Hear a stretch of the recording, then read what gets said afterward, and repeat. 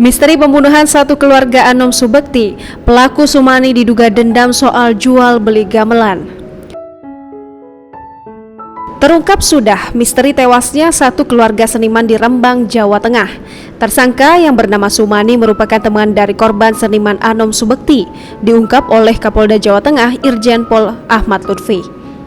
Selain adanya motif dendam, tersangka dengan korban juga sempat bertransaksi terkait jual beli gamelan. Namun sampai saat ini pihak kepolisian masih belum bisa memeriksa lebih lanjut karena tersangka masih dalam kondisi sakit. Untuk mempertanggungjawabkan perbuatannya, Sumani terancam hukuman penjara seumur hidup atau hukuman mati.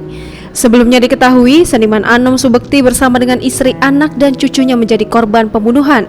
Peristiwa tersebut terjadi pada Kamis 4 Februari 2021 di Padepokan Seni Ongkojoyo, Desa Turus Gede, Kecamatan Rembang Kota, Kabupaten Rembang.